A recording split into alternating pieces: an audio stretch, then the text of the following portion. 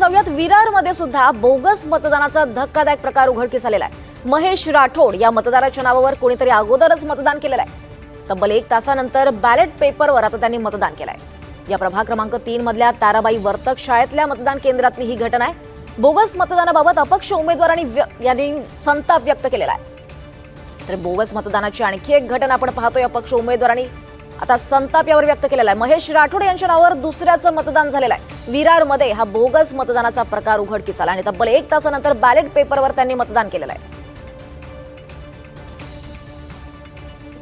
वसई विरार महानगरपालिकेच्या मतदानावेळी बोगस मतदान झाल्याचा धक्कादायक प्रकार उघडकीस आलेला आहे। वॉर्ड नंबर 3 मध्ये तारामाई वर्तक शाळेमध्ये हा मतदान एका मतदाराच्या नावावर अगोदरच कोणीतरी मतदान केलं आहे। काय नाव काय आहे तुमचं? नाव महेश शंकर राठोड आहे। काय झालंय नेमकं? मी इकडनं वोटिंग आतमध्ये गेलो, तर आतमध्ये गेल्यानंतर मी माझ्या ID दाखवलं मी त्यांना, तर ते म्हणाले का तुमचं वोटिंग बोलते झालेलं आहे बोलते। मी गेलो असं कसं होणार, कारण का मी आत्ता आलो आहे बोलतो।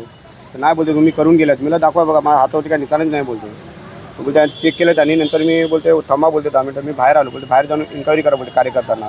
तर कार्यकर्ता फिरत होतो, कोण भेटले नाही। मी तिथे जाऊन समोर जाऊन विचारलं मी त्यांना। नंतर हे कार्यकर्त्यांना सांगितलं काय काय नेमकं तुमच्या निदर्शनास आलं हा प्रकार? मी एक उमेदवार आहे वॉर्ड क्रमांक 3 मध्ये। मी पाहणी करायला आलो असता हा टेन्शनमध्ये फिरत होता। तर याला मी सांगितलं काय झालं, हा बोला मी मतदान केलं नाही आणि माझं मतदान कोणीतरी करून गेलं आहे। मला हा भरपूर भ्रष्टाचार आहे, मोठा गोंधळ आहे। जर आम्ही अपक्ष उमेदवार आहे, आम्ही गोरगरीब उमेदवार आहे, जर असं होत असेल तर आमचा नंबर येणारच नाही, आमची मतं दुसऱ्या ठिकाणी जातील। तर मी BLOला जाऊन विचारलो, बाबा याने मतदान केलं नाही, याच्या नावावर कोणी मतदान करून गेलं आहे? तर BLOने सांगितलं त्याने आधार कार्ड घेऊन आलेले, आधार कार्डवर त्याने मतदान करून गेलं आहे। कोणीतरी दुसरं मतदान करून गेलं आहे। तर मी सांगितलं मग ते बोलले तुम्ही काळजी करू नका, तुम्ही बसा, आम्ही यांच्या बॅलेट पेपरवर मतदान घेतो। बॅलेट पेपरवर त्याला परदत्त प्रक्रिया म्हणतात। तर त्याने बोलते यादीमध्ये 18 नंबर नाव होतं आणि 125 वर मतदान केलेलं। तर 125 वर मतदान याने आता केलं बॅलेट पेपरवर।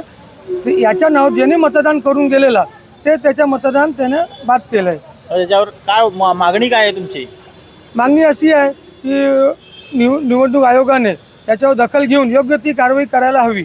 नक्कीच एखाद्या मतदाराचा अधिकार जो आहे मतदानाचा तो डावलून कोणतरी भलताच मतदान करून जातो, ही धक्कादायक माहिती प्रकार हा समोर आलेला आहे आणि या संपूर्ण प्रकारावर निवडणूक आयोगाने योग्य ती कारवाई करण्याची मागणी होत आहे। NDTV मराठीसाठी मनोज सातवी, विरार।